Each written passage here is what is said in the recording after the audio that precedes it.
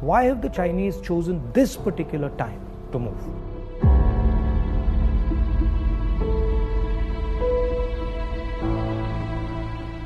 What is it about India's situation that has made China act in such an aggressive way?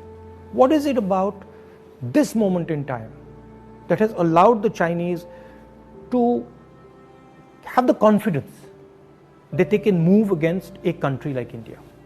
And to understand that, you have to go into multiple spaces.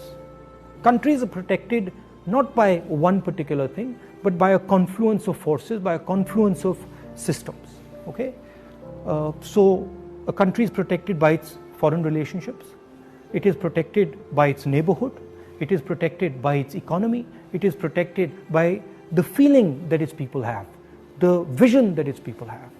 And what has happened over the last 6 years, that on all those areas, India has been disturbed and disrupted. And I'll cover each one of them. Let's start with foreign policy. Our relationship with the outside world used to be with multiple countries. We had a relationship with America, strategic partnership with America, I would say, and that is very important. We had a relationship with Russia. We had a relationship with Europe. And these countries used to help us maneuver in the world. Today, our relationship has become transactional.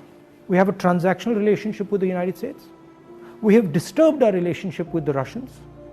We have a transactional relationship with Europe. Now let's come to our neighborhood. Earlier, Nepal was a friend, Bhutan was a friend, Sri Lanka was a friend. Our neighborhood, other than Pakistan, was working with India and saw itself as being partnered with India. Today, Nepal is angry with us. If you go to Nepal and you speak to the Nepali people, they are furious with what has happened. Sri Lankans have given a port to the Chinese. Maldives is disturbed. Bhutan is disturbed. So we have disrupted our foreign partners, we've disrupted our neighborhood. Now let's come to the economy.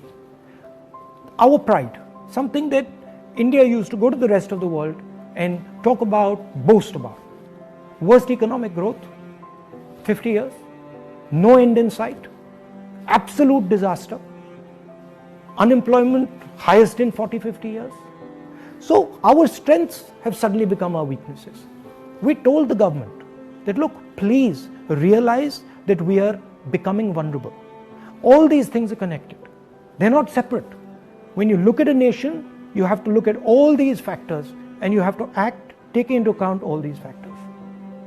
We told them, listen, for God's sake, inject money into the economy.